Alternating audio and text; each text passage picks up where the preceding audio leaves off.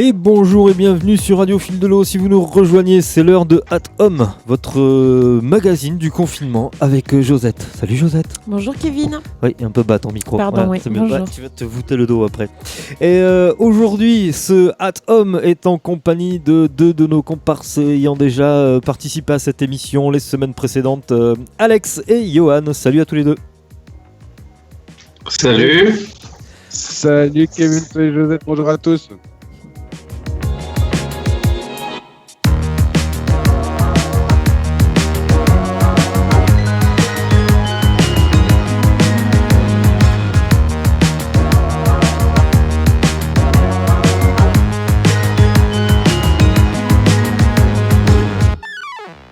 Et voilà, ça c'est le générique Odezen.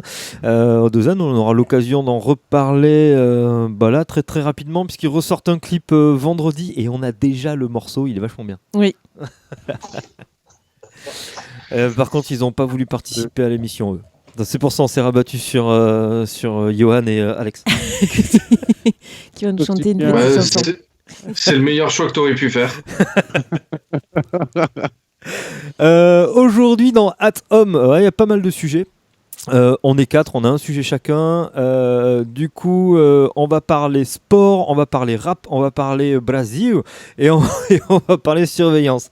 Alors on va parler Brésil, mais pas forcément de danse, hein, c'est ça? Non, ouais. Elle annonce le truc. Hein, Non, ça, non, ça a ouais, l'air moi je sympa, suis, le je suis, Brésil. ouais, moi je suis super énervée par rapport au Brésil. Mais bon, on l'était déjà quand Bolsonaro est passé au pouvoir. vénère. Oui, pardon. Je dis attention, Josette, elle est super vénère Ouais, aujourd'hui. c'est ça. Ah, elle Oui. était déjà vénère hier, on a parlé d'homophobie, aujourd'hui on va parler du Brésil. On Ça va fait parler, une bonne semaine. c'est ça, ouais, Brésil, extrême droite, tout ce que j'aime.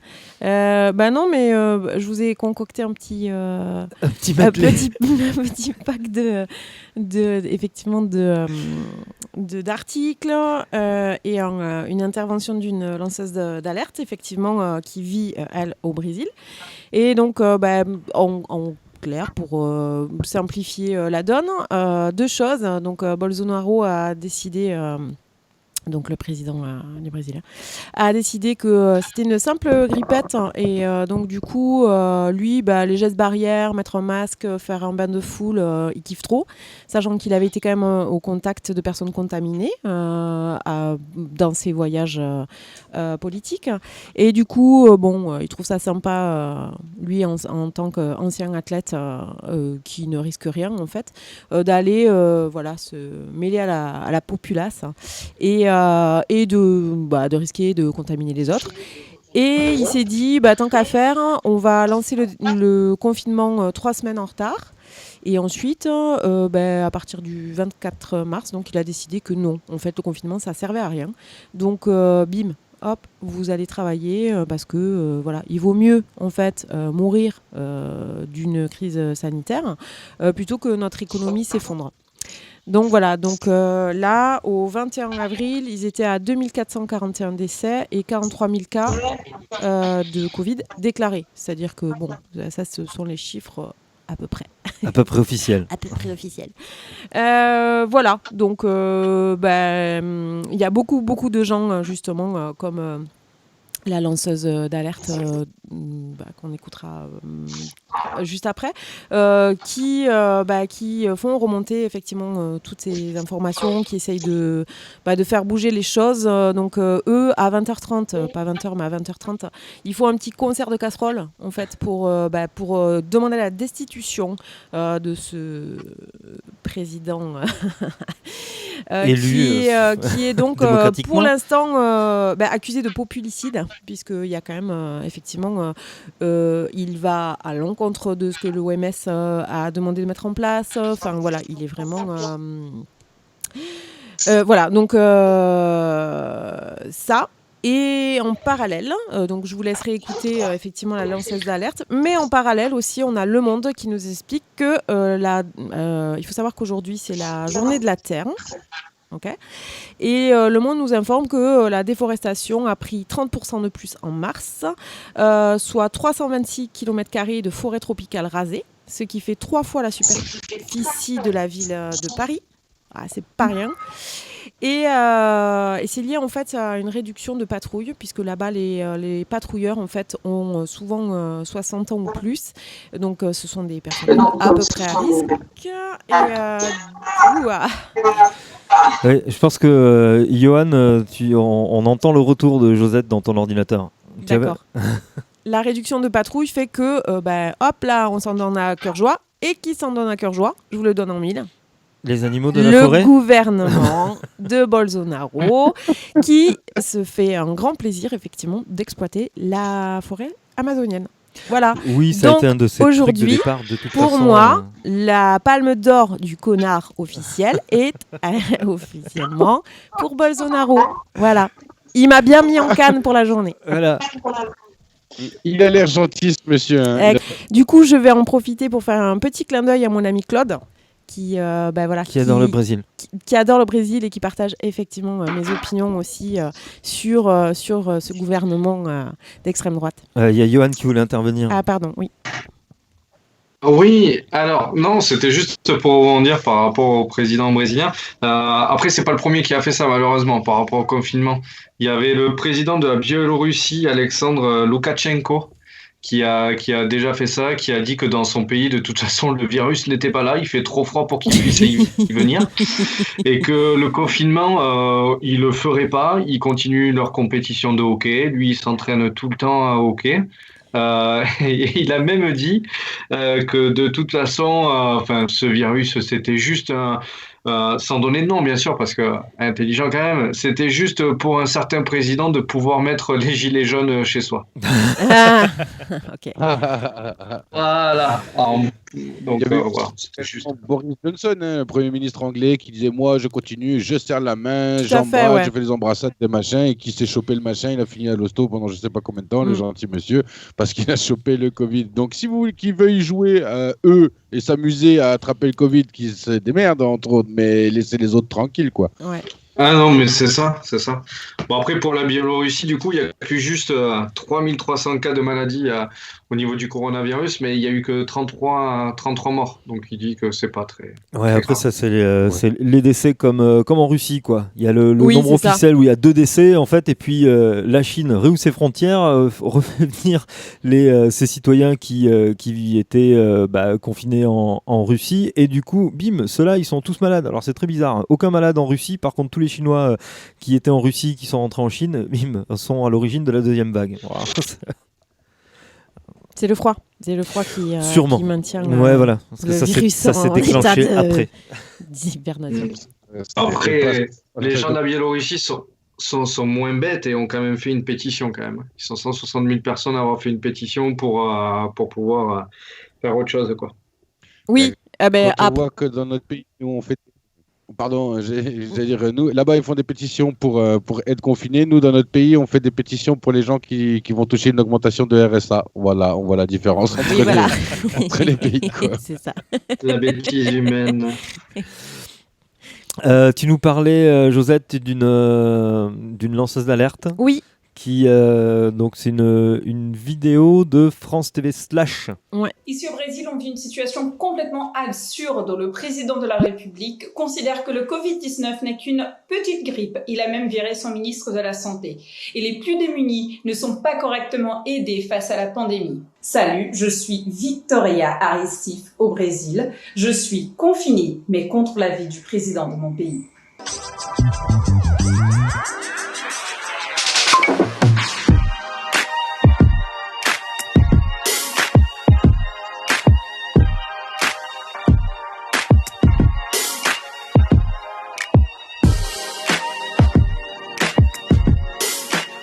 En fait, le président de la République, Jair Bolsonaro, ne prend pas le coronavirus au sérieux. Il vient d'ailleurs de limoger son ministre de la Santé et il multiplie les sorties où il se prend en selfie avec des électeurs. Résultat, depuis ces postes irresponsables, il y a plus de monde dehors.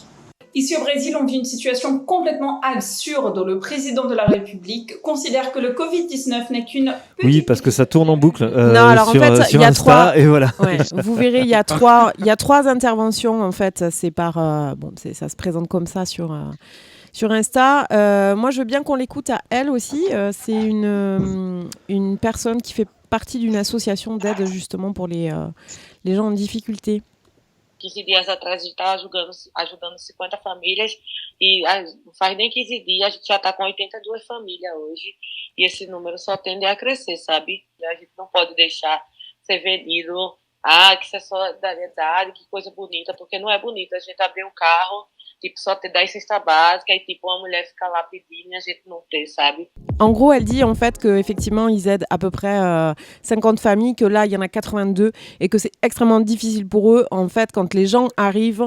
Mais comme on a pu voir, nous, en France, dans le 9-3,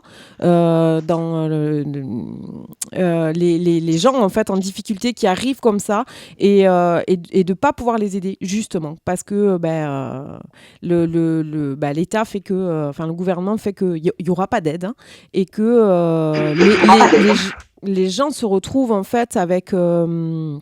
c'est dit dans l'article aussi, une incapacité de travailler. Donc, tous les petits contrats, tout ça, ont sauté. Et du coup, ils n'ont plus d'argent, ils ne peuvent plus se nourrir. Donc, ils se retournent vers les associations, effectivement. Et les associations, elles ont plus du tout les moyens de prendre en charge autant de population. Et donc, c'est dramatique et c'est ce qu'elle explique. C'est très difficile d'ouvrir le coffre de sa bagnole avec 10 paniers de courses et d'avoir autant de monde, en fait, à nourrir derrière et de devoir refuser, en fait, et de dire aux familles, non, on ne va pas vous aider, quoi. Non, mais c'est vrai qu'en fait, je trouve que je ne suis pas spécialiste de la politique au Brésil, mais il me semble que l'ancienne présidente du Brésil était une femme assez sensée qui avait remis le pays dans une bonne dynamique. Et moi, ce qui me choque, c'est de voir justement cet écart quand une fois que ce nouveau président-là est arrivé. Dès le départ, ça a été ultra compliqué pour le pays. Il a pris des mesures très difficiles. Et là, il joue encore avec le feu en fait sur plein de choses. Quand l'Amazonie brûlait, quand là, du coup, avec le Covid. Enfin, c'est vraiment une personne détestable, quoi. Et je trouve que ça se ressent d'autant plus avec l'écart de cette ancienne présidente qui m'avait l'air à l'époque pas trop mal pour le pays, quoi. Ouais, qui s'est fait évincer, elle...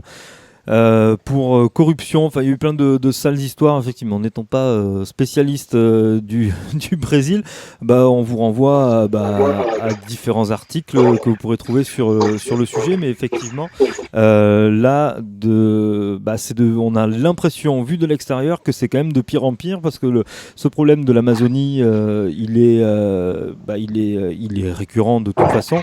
C'est un sujet qui revient très régulièrement. Depuis l'élection de Bolsonaro, il y a eu effectivement une augmentation de l'exploitation de cette forêt et du coup c'est de plus en plus préoccupant. C'est l'histoire, oui. La situation au Brésil. Ouais, tout à fait. De voir que en fait on était en train de dire que la terre respirait bien grâce au confinement et que non, en fait, quand y a ce genre de personnes au pouvoir, on se rend compte que non seulement les êtres humains sont très très maltraités, mais qu'en prime, l'environnement est très maltraité aussi. Ça c'est énorme, en fait. On en a parlé plusieurs fois. On voit que la terre se porte beaucoup mieux depuis ce confinement, que la qualité de l'air dans plusieurs villes était beaucoup plus saine depuis je ne sais plus combien d'années, elle n'avait jamais été aussi saine, etc.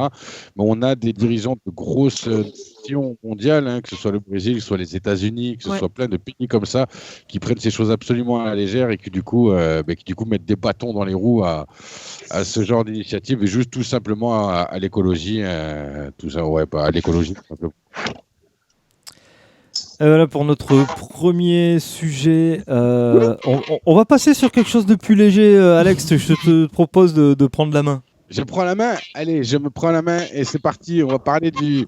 Alors moi, c'est en fait, moi étant adolescent au milieu des années 2000, j'ai énormément écouté un groupe, comme beaucoup de monde, qui s'appelle Sniper, que je pense beaucoup connaissent. Et en fait, il y a quelques jours, maintenant on va dire une petite semaine ou 15 jours à peu près, les membres de Sniper ont créé un hashtag, tout simplement, qui s'appelle le Panam All Stars Challenge. Panam All Stars, qui était un morceau sur l'album, réunissait énormément de rappeurs. Chacun représentait son département, en fait, dans le morceau. Et du coup, là, ils ont balancé ce hashtag pour où ils offrent en fait l'instrumental de ce morceau et du coup énormément de gens rappent sur l'instrumental classique donc du Sniper. Et du coup, ça prend une ampleur folle là en ce moment sur Instagram. Moi qui suis forcément énormément de comptes hip-hop, etc. Ça prend vraiment une ampleur folle sur Insta avec des gens qui font donc énormément d'amateurs entre guillemets, mais beaucoup de gens, beaucoup de gars un petit peu plus d'un plus haut niveau, des gars comme le Bon Nob par exemple, des gars comme Eclipse, du beatbox, des anciens comme Sako du groupe Chien de Paille qui avait par exemple participé à la bande originale de Taxi 1. Enfin, pas mal de monde joue le jeu et ça donne des trucs vraiment sympas. Et il y a après aussi un côté très humoristique où pas mal d'humoristes justement se sont prêtés au jeu, comme John Rachid par exemple, comme Boudère, comme Camille Lelouch ou comme Alban Ivanov. Je vous invite vraiment à aller voir celui d'Alban Ivanov parce que c'est vraiment du haut niveau et c'est vraiment très drôle. Et du coup, voilà, c'est très sympa et ça permet, moi, en plus, voilà, toujours en recherche de nouveaux talents et de nouveaux rappeurs, de découvrir énormément de monde sur ce hashtag, donc le Panam All Stars Challenge, lancé donc par les membres de Sniper, enfin, 2 des membres de Sniper, depuis que Blacko a encore une fois quitté le groupe. C'est Tunisiano et Aketo qui gèrent tout ça. Et c'est vraiment sympa, quoi. C'est vraiment pas mal. Il y a pas mal et puis pas mal de talents, en fait. Moi, je découvre pas mal de monde et il y a vraiment des trucs pas mal qui sortent sous ce hashtag Panam All Stars Challenge. On pourrait peut-être écouter le Alban Ivanov. Ouais, du coup. Ouais, vas-y. Vas-y. Il a dit orphelin, là. J'étais en tout à l'heure. Pas les couilles. Voilà, tu vas voir ta grand-mère. Hein? Rassure-moi, moi je te chauffe pas, moi. Tu te mets pas, vas-y. Vas-y. Vas-y,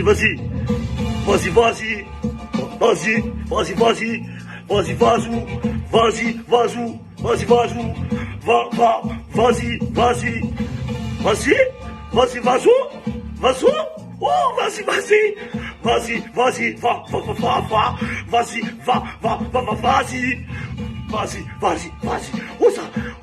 où ça, il est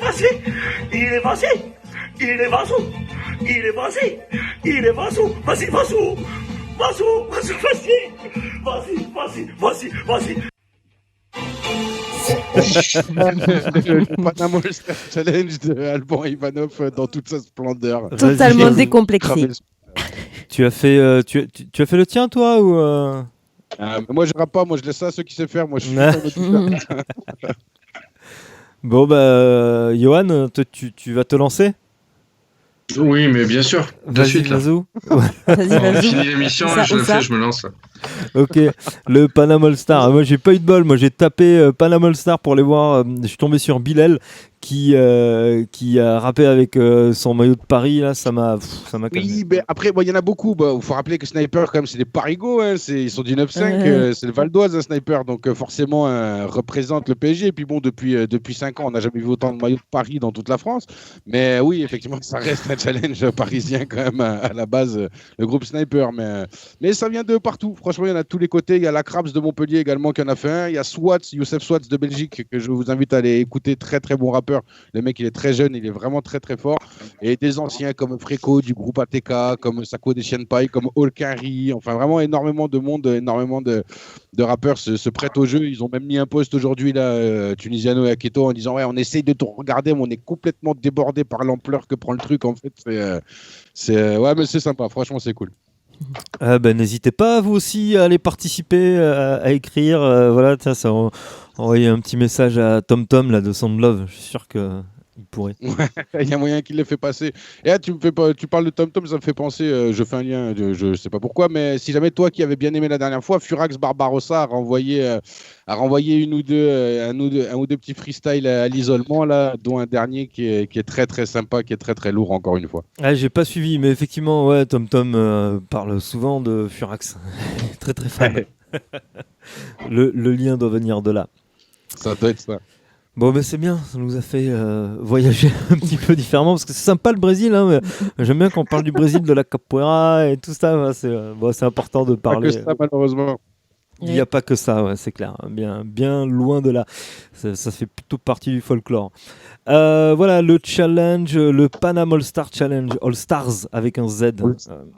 Exactement. Mais voilà, encore une fois, on vous le partage dans la description de l'émission pour que vous puissiez vous aussi retrouver tout ça et aller écouter ce hashtag pour voir si Alex et Johan craquent et font aussi leur All-Star Challenge. On veut voir Josette. Oula, c'est pas trop ma cam, le rap. J'aime bien écouter, hein. Mais alors déjà, je chante vraiment comme une casserole. Pas sûr. Ouais, mais dans le rap, chanter comme une casserole, ça passera inaperçu. Ah oui, bah, écoute, mais peut-être que je me fous la pression pour samedi, alors pour mon émission. Ah, pourquoi pas. Il n'y a pas le Marseille All-Star Challenge là, parce que c'est plus sympa quand même. Ah ouais, non. Personne n'a fait de morceau Marseille All-Stars aussi, que veux-tu? C'est nul. En parlant de Marseille, pourquoi on parlerait pas un petit peu football? Oh là là. Carrément. On a perdu Josette. À football, elle a lâché. Ouais, mais carrément. Moi, je voulais parler de ce qui va se tramer là après le confinement. En fait, il y a l'UEFA. On se demandait comment ça allait se passer pour la suite, et il semblerait que, par exemple, l'OM serait remplacé par par Lyon en Ligue des Champions. C'est du vol. C'est scandaleux. C'est énormément du vol. Sachant que si on regarde les résultats, hein, on va vite fait rappeler le classement. Le classement vite fait qui peut être intéressant au niveau de la Ligue, d'accord, du championnat de France, à savoir 28e journée. Hein. Paris 1er, Marseille 2e, Rennes 3e, Lille 4e, Reims 5e, Nice 6e, Lyon 7e, Montpellier 8e, Monaco 9e. Et ensuite, on va laisser passer, hein, et Saint-Étienne 17e. Ok, oui. À peu près, ça va. Vous m'entendez? Oui. Ouais. Voilà, vous allez voir pourquoi je vous parle de ça, parce qu'en fait, il se pourrait bien que finalement, que par rapport à tout ça, le PSG soit qualifié pour la Ligue des Champions. Et s'ils prennent pas en compte le classement du championnat de France de cette année, parce que vu que ça a été coupé, ils se référeraient au classement européen. Donc à savoir que Marseille est 53e et que Lyon 17e, donc du coup Lyon passerait en Ligue des Champions, Monaco qui est 37e passerait en Ligue des Champions, d'accord, alors qu'ils sont 7e et 9e respectivement, hein. Et que du coup la Saint-Étienne qui est 17e serait en Ligue Europa avec l'OM, d'accord, et que du coup Rennes devrait passer, eux qui sont 3e pour l'instant actuellement, hein, devraient passer par le tour préliminaire pour pouvoir participer à la Ligue Europa, et que du coup le LOSC, d'accord, qui est pour l'instant 4e, ne ferait rien du tout. Voilà. Ah oui. Ouais, c'est plutôt énervant pour les fans de foot, surtout pour les fans de l'OM et les autres clubs. Hein. Ils sont évincés comme ça aussi facilement. Enfin, pour l'instant, c'est juste des suppositions, c'est ça. Hein. Voilà, pour l'instant, rien n'est sûr. Hein. Mais il se pourrait qu'il se passe ça. Donc, bien sûr, Ola se serait ravi. Hein. Ah ben ça. Voilà. Ça. Non, mais en fait, moi, je trouve ça. En fait, je ne suis pas dans les hautes instances du foot non plus. Hein. Comme je disais tout à l'heure, je ne connais pas la politique du Brésil, mais je ne suis pas non plus tellement dans les instances FIFA ou UEFA. Mais pourquoi ce n'est pas possible de stopper au pire le championnat comme il en est là? Je ne comprends pas pourquoi cette option n'est pas envisageable, en fait. C'est juste une hypothèse. En fait, là, il y a l'UEFA qui vont j'en parle maintenant parce qu'ils se réunissent jeudi. Donc demain pour en parler. Donc on le saura à partir de demain. Donc du coup, ça vous fera un sujet de conversation. Ouais, surtout pour moi. Alors surtout que demain on reçoit Floriane de la médiathèque de Saint-Clair. Je sais pas si elle est fan de foot. Je vais lui poser la question. Mais il faudra, voilà, vu qu'il y aura la réponse vendredi. Vendredi, tu pourras en parler du coup. Vendredi, pareil, c'est la Méridienne, une librairie à Florence. Et ça se trouve, Julie est fan de foot, et on ne le sait pas. Librairie, on trouve des livres de foot. Je suis désolé. Donc, à bout d'un moment, on va arrêter ce sectarisme. C'est pas du sectarisme, c'est juste peut-être. Hein. C'est la liberté Peut-être de qu'elles chacun sont, voilà, d'aimer je ou ne pas sais le pas. foot. J'ai jamais eu l'occasion de discuter foot ni avec l'une ni avec l'autre, donc voilà. Moi, j'ai des potes qui adorent le foot, mais moi, personnellement, ça ne m'intéresse pas. Voilà. J'aime pas le sport en général, de toute façon. Donc, Bon, et puis tant qu'on est dans les projections de At Home, donc je vous dis l'émission de demain jeudi ce sera donc Floriane de la médiathèque de Saint-Clar, vendredi donc la Méridienne librairie à Florence et lundi ce sera Magali de la librairie buissonnière à Samatan. En fait ça s'est trouvé comme ça, on a lancé plein d'invitations un peu à tout le monde et puis ces trois là ont répondu là et donc du coup on fait un spécial livre sur les prochaines émissions. J'allais dire, en fait, on est écouté que par les libraires, quoi. C'est ça. C'est dire si cette émission-là est intelligente. Ah, t'as vu ça? Oui, faisons oui. des stéréotypes. Bien... quand on est libraire, on est forcément intelligent et cultivé.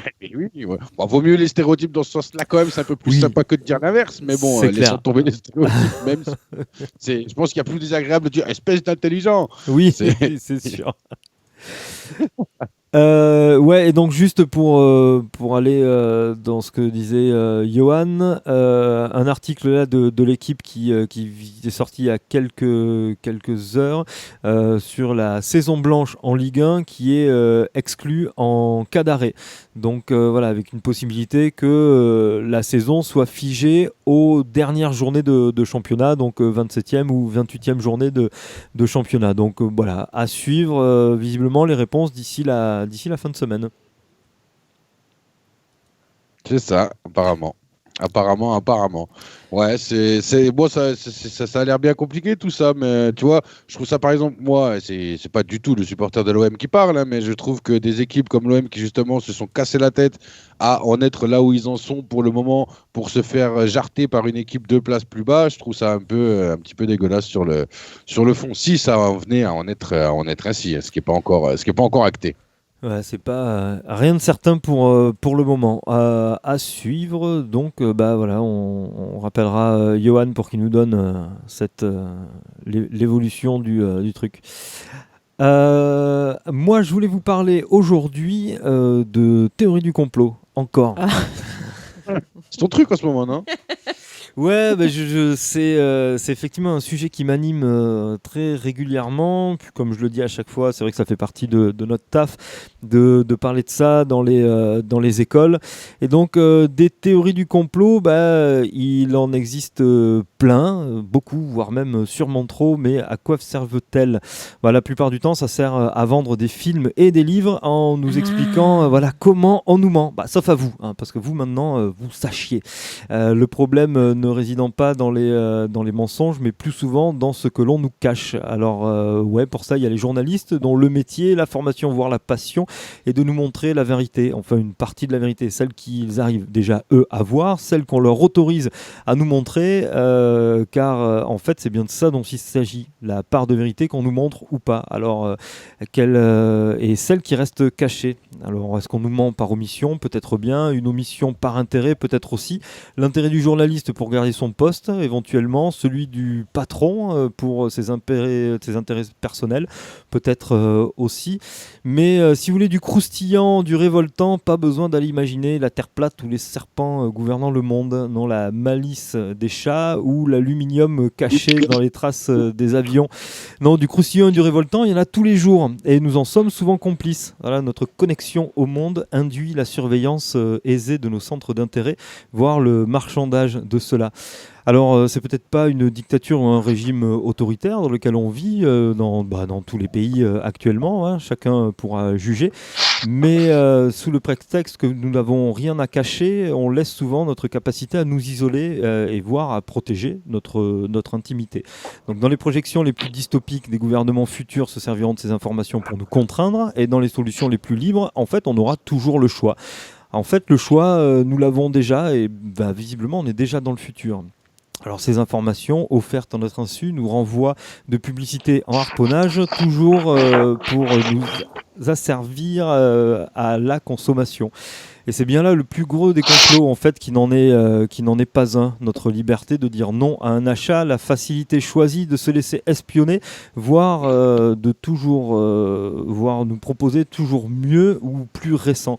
Alors pourquoi ne pas se laisser surveiller par un drone? Si je respecte finalement le confinement et que j'ai mon attestation, pourquoi craindre la bonne appréciation de mes actes? Alors voilà comment petit à petit nous glissons vers ce que nous voulons peut-être dénoncer à travers des théories du complot douteuses, parce que du complot il n'y en a pas. Alors attention, ça ne veut pas dire non plus que tout est rose.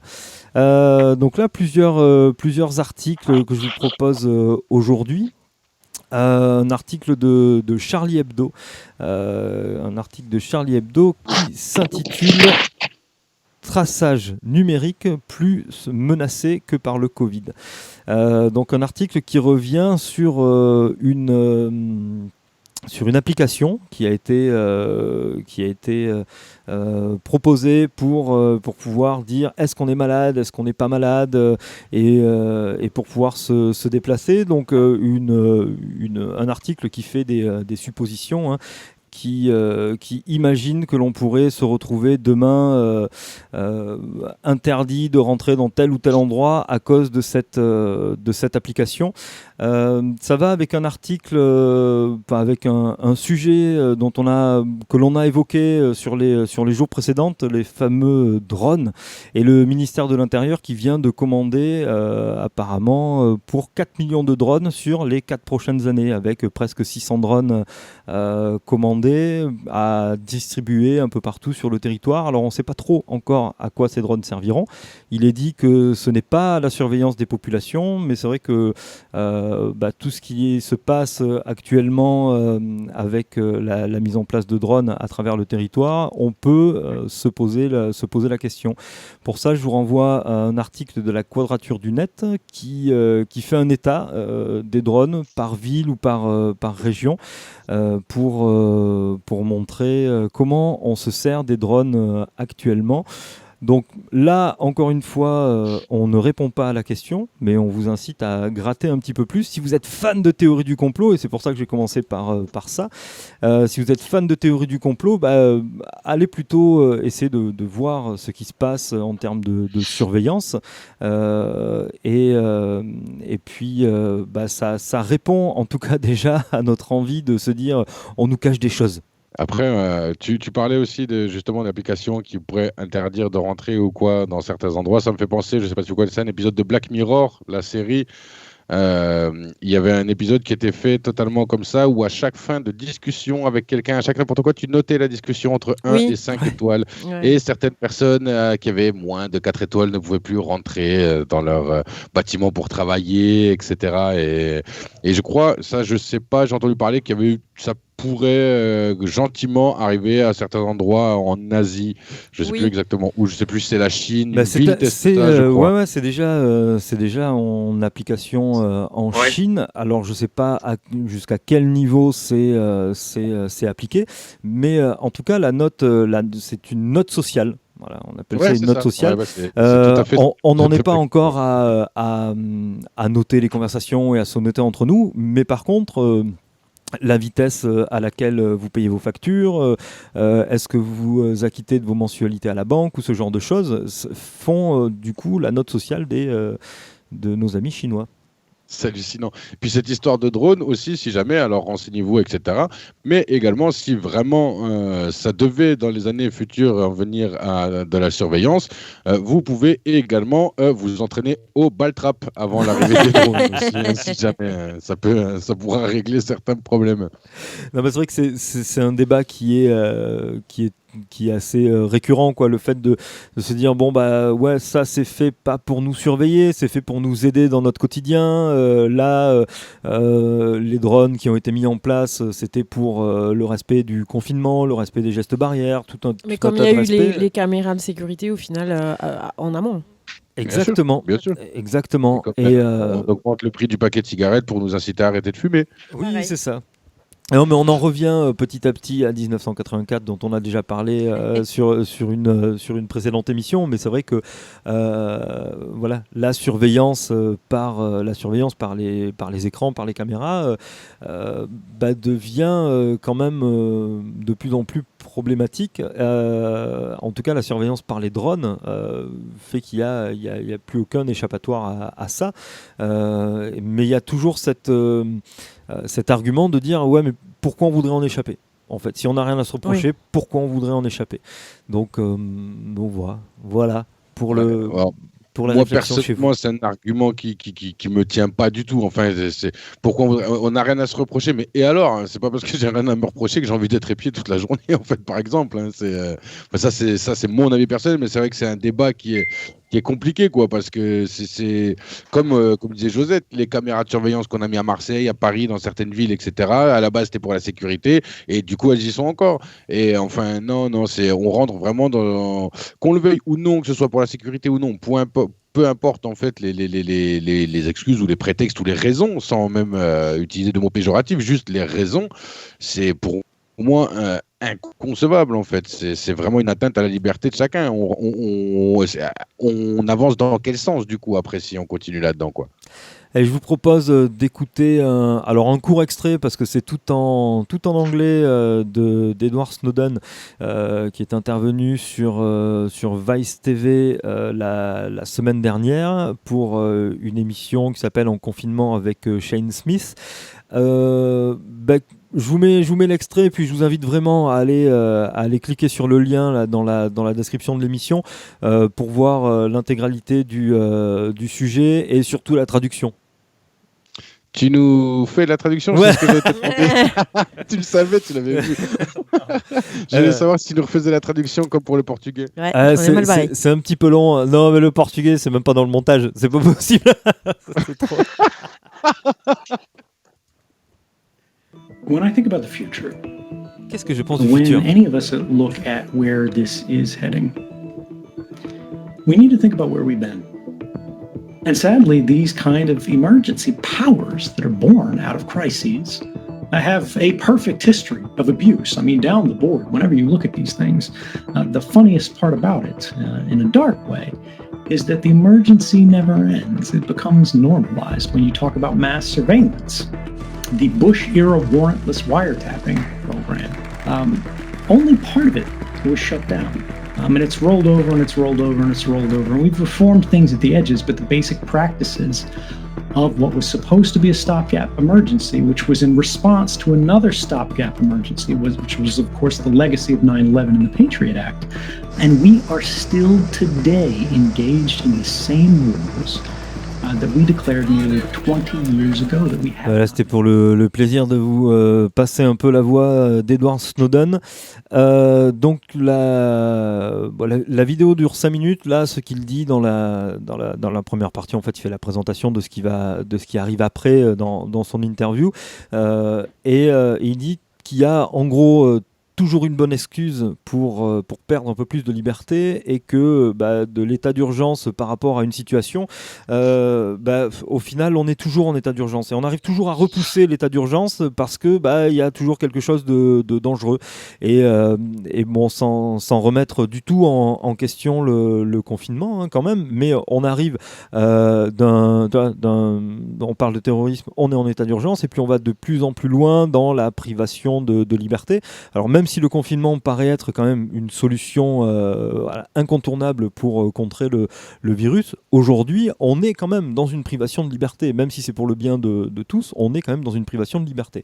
Donc c'est ce qu'il met en avant dans cet entretien, et ce que je trouvais intéressant de vous amener, surtout comme on dit, dans toutes les théories du complot, dans tout ce qu'on peut entendre on nous ment, on se fout de nous, en fait on veut nous tuer, que ce soit par l'aluminium donc avec la fameuse théorie des chemtrails, où là, en nous disant, mais en fait, le Covid a été créé dans un laboratoire, tout ça. Bon, en fait, il n'y a pas besoin de partir sur des théories très très éloignées pour voir la manipulation de ce qui peut être fait de chaque nouveauté, en fait. Et là, le propos de cet article arrive avec la fin de la vidéo où on est mis en garde sur cette surveillance, en fait, accrue, et sur le fait que plus ça va, plus on est surveillé, et attention, en fait. Non, mais c'est clair, ça va. Enfin, de toute façon, moi, Snowden, c'est quelqu'un que je rejoins sur pas mal de points en général, Edward Snowden. Et c'est un peu, ça va dans le sens de ce que je ressens et de ce que je disais tout à l'heure, en fait, dans quel sens va-t-on, jusqu'où on va aller, et à quel moment est-ce que ça va s'arrêter, si ça s'arrête, et à quel moment ça va arrêter de progresser dans la surveillance, dans l'état d'urgence constant, dans cet état d'esprit-là, en fait, quoi, de plus en plus, je trouve, vers la privation de liberté. On en parle régulièrement avec ma compagne en disant, j'ai peur que dans 30 ans ou dans 40 ans, on dise à nos enfants et nos petits-enfants, tu te rappelles, à l'époque, nous, on pouvait faire ça, et nous, on pouvait faire ça, tu vois, et j'ai vraiment l'impression qu'on y va de plus en plus, quoi. C'est bien, c'est bien un monde dystopique qui semble arriver. Voilà, une belle émission, on aurait pu l'intituler Désillusion, aujourd'hui. Confinement.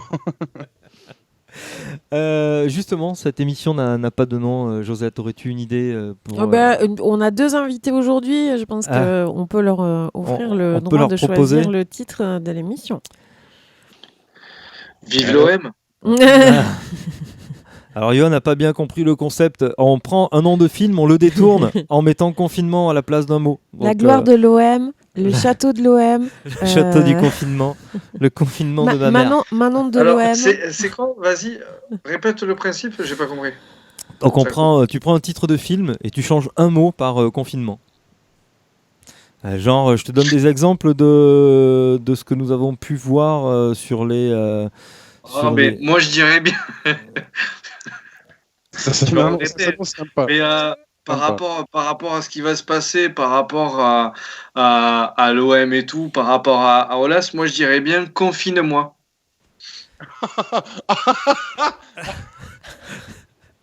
Grosse dédicace à Virginie Despentes. C'est ça. Non, désolé. Tu peux changer, tu peux couper, tu peux faire ce que tu veux. Désolé. Normalement, il faut qu'il y ait confinement. Donc, non, moi j'ai fait. Confine-moi si tu peux. Eh confine-moi alors. C'était dans les mêmes thèmes ou pas ? Non, c'était. Non, du tout. Non. Pas du tout. C'était avec DiCaprio. Oui, et Tom Hanks. Voilà, donc rien à voir avec ce que nous propose Yoann. Non, mais après on peut choisir un autre titre si vous voulez. C'est bien, pas une très bien. Non, ça va bien avec Bolsonaro aussi, moi je trouve. Ouais. Donc, tu vois, c'est parfait. Mais par rapport à tout, nickel, par rapport au fait qu'on va être surveillé et tout, moi je pense que c'est à peu près pareil. C'est un très très bon choix de titre. On est bien aujourd'hui dans At Home sur Radio Fil de l'eau.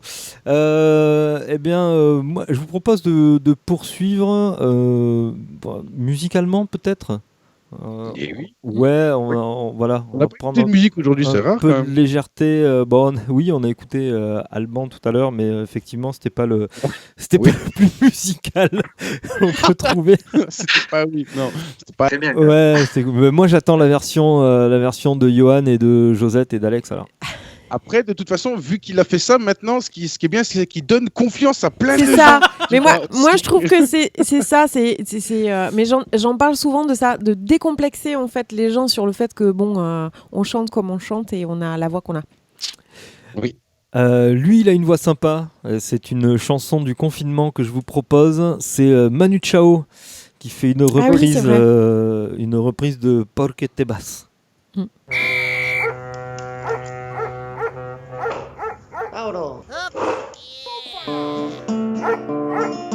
Mitad y mitad es suficiente. Hoy en mi ventana brilla el sol y el corazón se pone triste contemplando la ciudad. ¿Por qué te vas? Como cada noche desperté pensando en ti. Y en mi reloj todas las horas vi pasar. ¿Por qué te vas? Toda la promesa de mi amor serán contigo. Me olvidará, me olvidará. Junto a la estación lloraré igual que un niño. ¿Por qué te vas? ¿Por qué te vas? ¿Por qué te vas? Yo siempre estaré a tu lado. Bajo la penumbra de un farol se dormirá toda la cosa que quedaron por decir. Se dormirá junto a la manilla de un reloj. Esperará todas las horas que quedaron por vivir. Esperará. Toda la promesa de mi amor será contigo. Me olvidará, me olvidará. Junto a la estación lloraré igual que un niño. ¿Por qué te vas? ¿Por qué te vas? Solo quieres ser. ¿Por qué te vas? ¿Por qué te vas?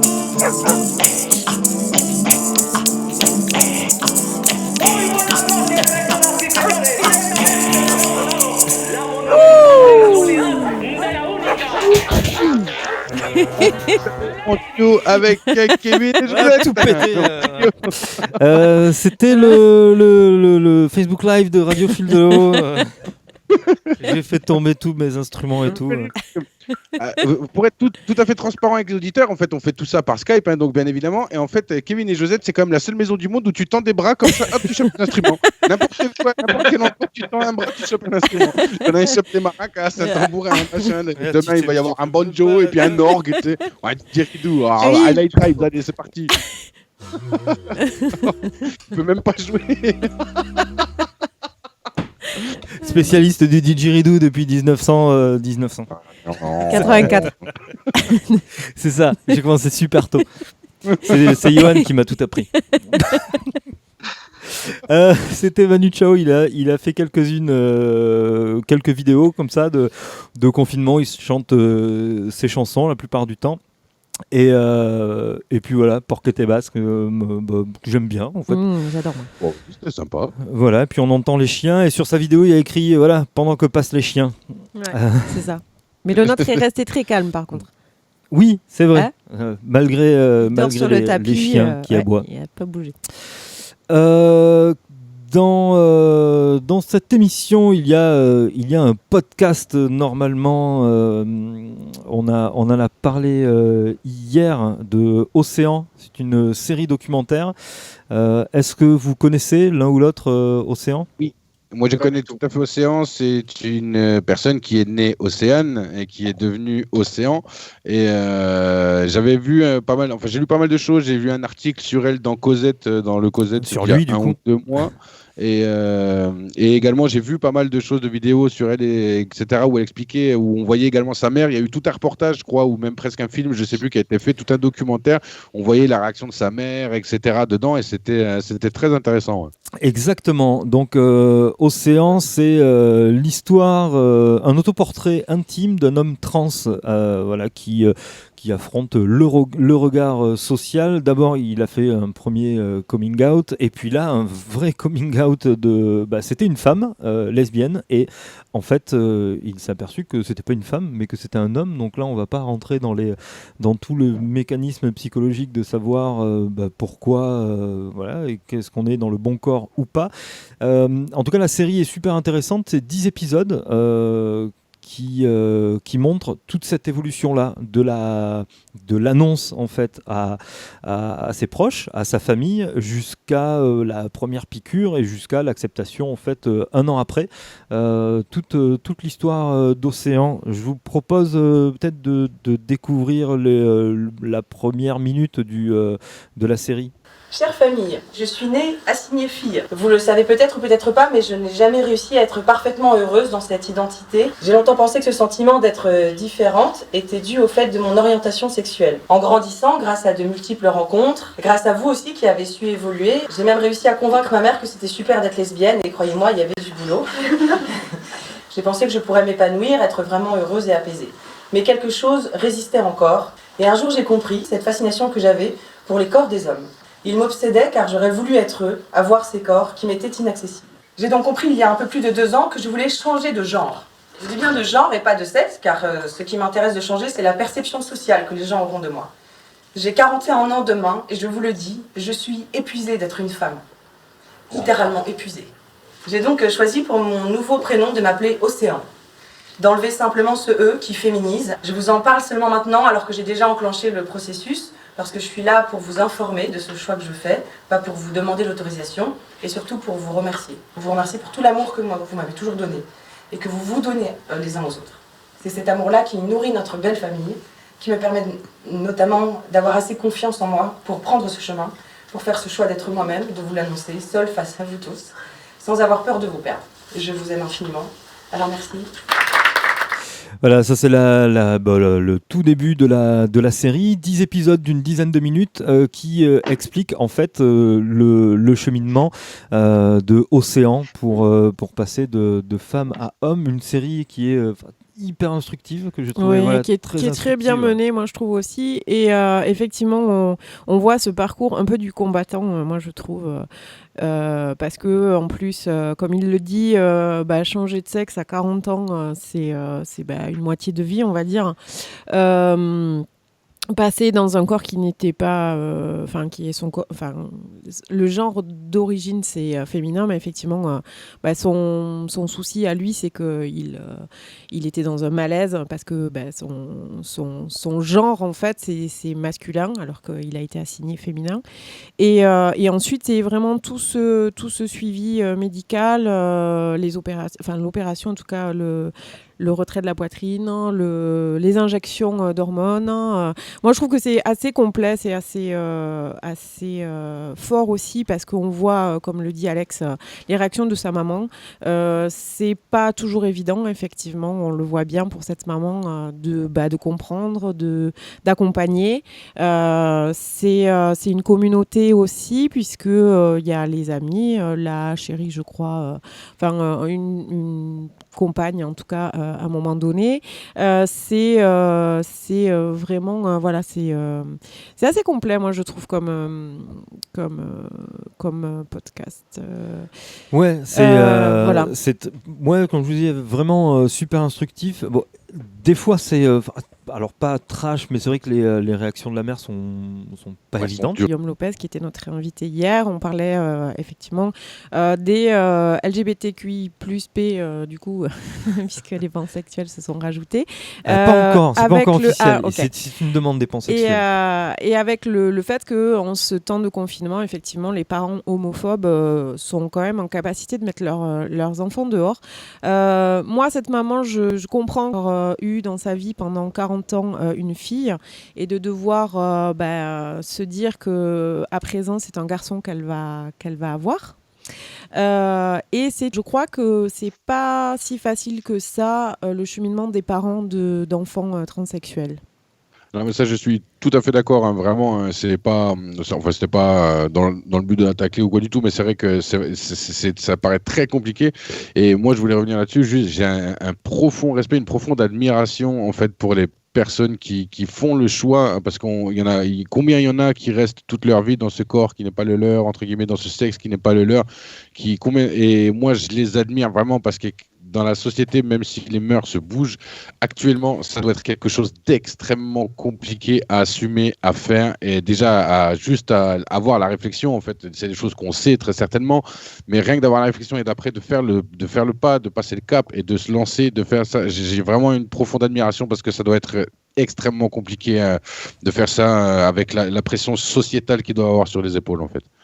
Ouais, il y a eu l'exemple aussi l'an dernier là, qui est sorti à peu près en même temps que ces vidéos Océan, d'un journaliste belge hyper connu en fait là-bas qui en fait a changé de sexe. Voilà, mais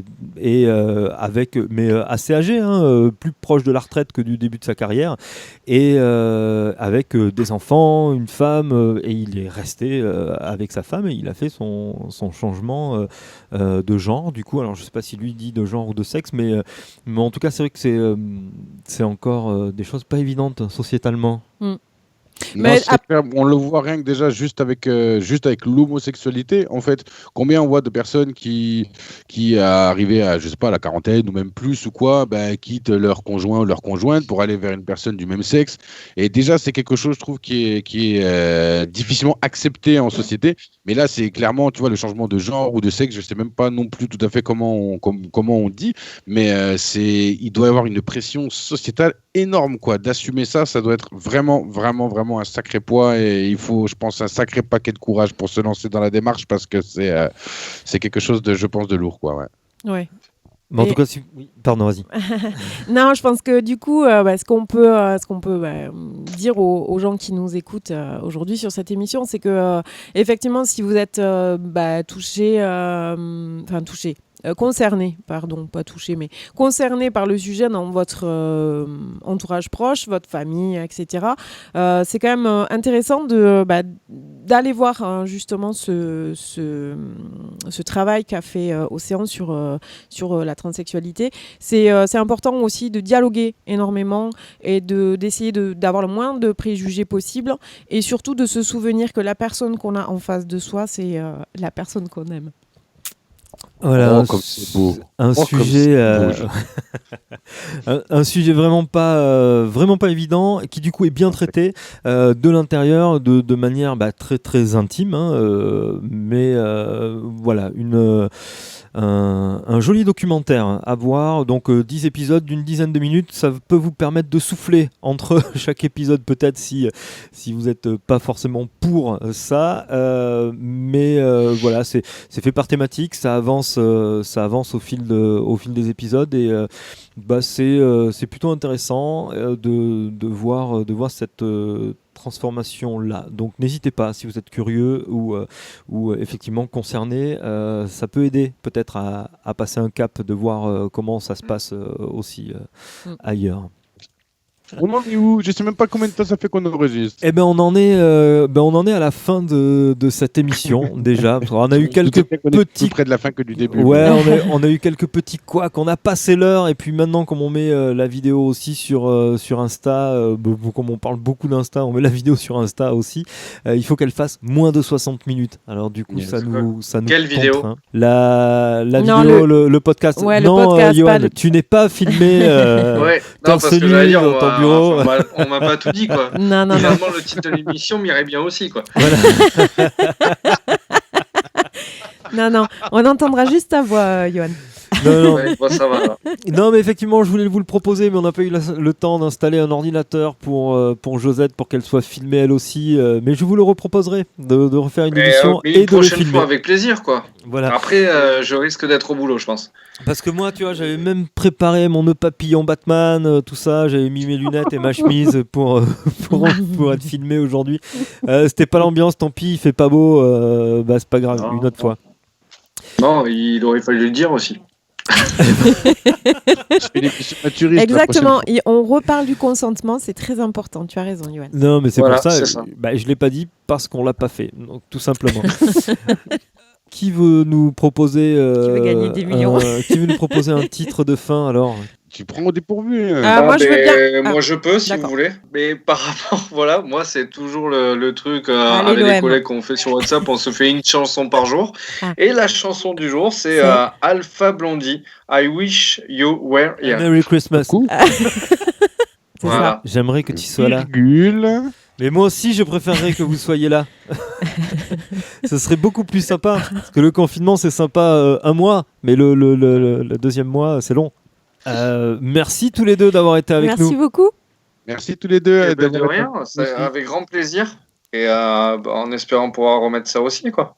Ah, on en a encore pour un petit moment, hein, donc Il y en aura Visiblement. vous hésitez pas, hein, revenez quand vous voulez. Avec grand plaisir. Merci beaucoup, les copains. Prenez Merci. soin de vous.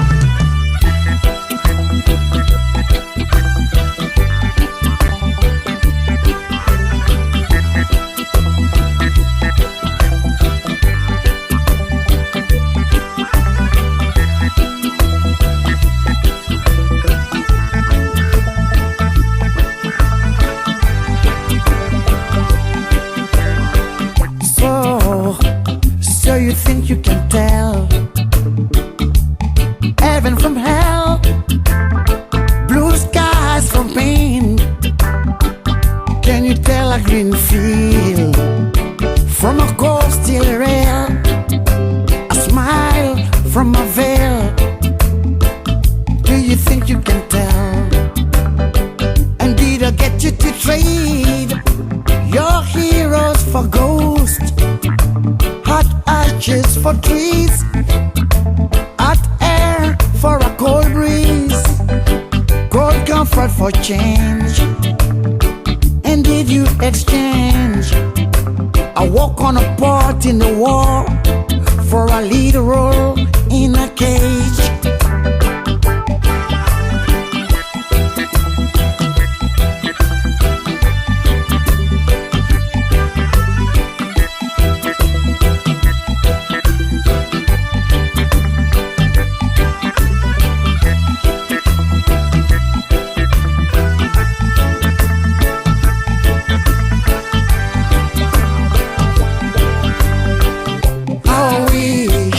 How I wish you were here. We just two lost souls swimming in a fishbowl, year after year, running over the same old ground. What we found, the same old fears.